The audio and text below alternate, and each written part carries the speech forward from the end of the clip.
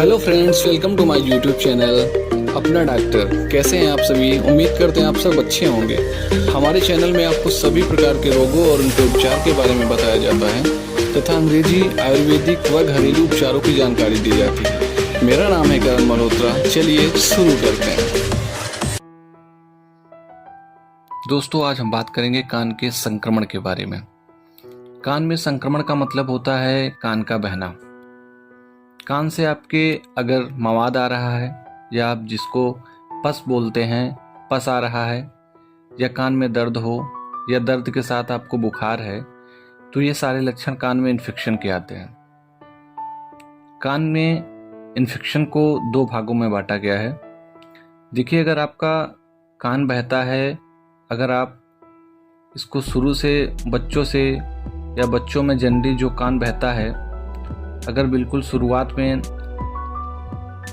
बात की जाए तो माएँ दूध पिलाती हैं बच्चे को, और वो एक ट्यूब होती है जिसको स्थिसियन ट्यूब कहते हैं, वो गले और कान को जोड़ता है।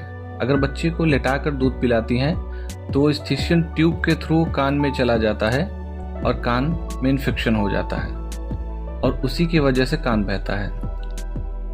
बैक्टीरियल जो कान और ओटाइटिस मीडिया के बोलते हैं, ये दो तरीके के होते हैं। एक होता है एक्यूट ओटाइटिस मीडिया और दूसरा होता है chronic otitis media. Acute otitis media का मतलब होता है आपका कान बार बार नहीं बहता है, कभी आपको कान में दर्द हुआ या जुकाम हुआ जिसके कारण आपका कान बह गया, उसको एक्यूट बोलते हैं। अगर यही बार बार आपका होता है या आपका कान 45 दिन से ज़्यादा बहता है तो उसको हम क्रोनिक ओटाइटिस मीडिया कहते हैं। तो इस तरीके से हम इसे क्लिनिकली दो भागों में बांट सकते हैं, पहला एक्यूट ओटाइटिस मीडिया और दूसरा क्रोनिक ओटाइटिस मीडिया। इसके अलावा और भी विभिन्न प्रकार होते हैं। कान में केवल फ्लूइड इकट्ठा होता है जिसको सिरोस ओटाइटिस मीडिया बोलते हैं।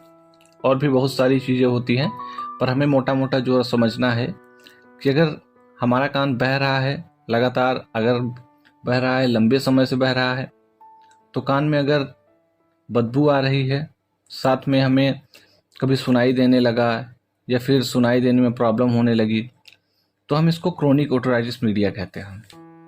अगर अचानक सर्दी जुकाम हुआ, कान में दर्द हुआ, बुखार हुआ और आपका कान बहने लगा, जिसे हम एक्यूट ओटाइटिस मीडिया कहते हैं। तो और दोनों के इलाज भी अलग अलग होते हैं, इसलिए हमें जानना चाहिए कि एक्यूट क्या होता है और क्रोनिक क्या होता है। तो आइए हम देखते हैं कान में संक्रमण का कारण क्या होता है। तो कान में संक्रमण का कारण बैक्टीरियाज होते हैं। बहुत तरीके से बैक्टीरिया होते हैं जो हमारे कान में इन्फेक्शन फैलाते हैं। तो हमने पहले एक्यूट ओटाइटिस मीडिया की बात करी, तो उसमें अगर आपको जुकाम है या टॉन्सिल की समस्या है तो उसके कारण इन्फेक्शन आपके कान में चला जाता है।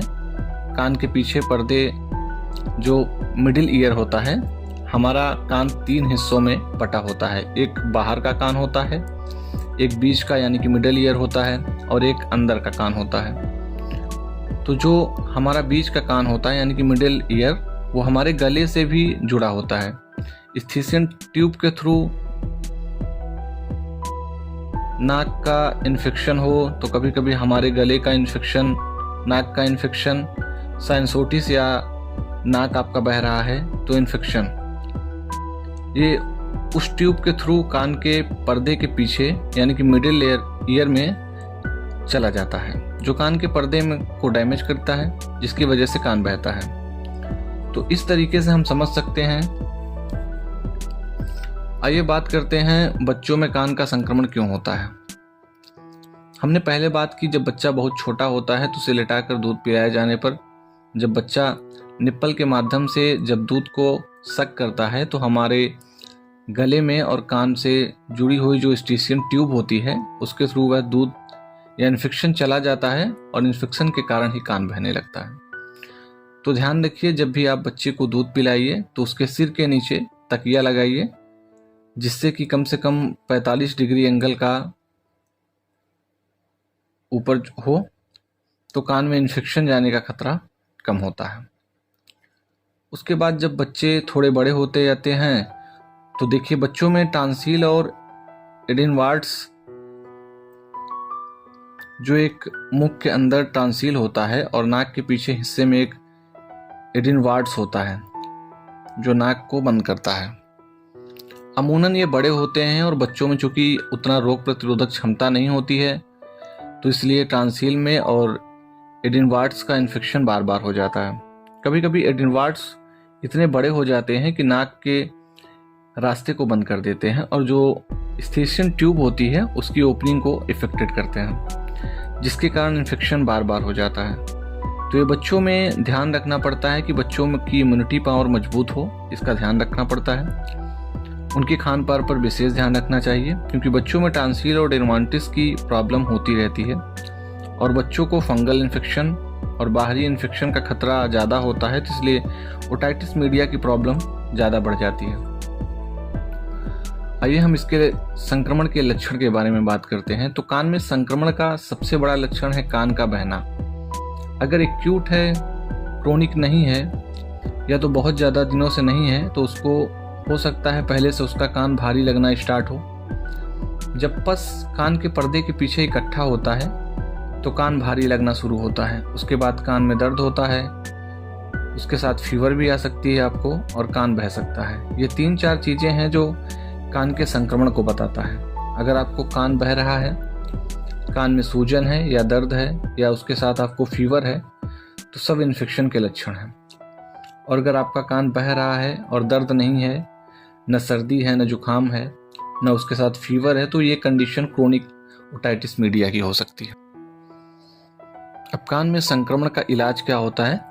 तो कान में संक्रमण का इलाज 2 तरीकों से होता है। अगर हम बात करें एक्यूट ओटाइटिस मीडिया की, तो वो अगर आपका कान बह रहा है, कान में दर्द है, साथ में फीवर आ रही है, तो हम इसका मेडिकली ट्रीटमेंट करते हैं।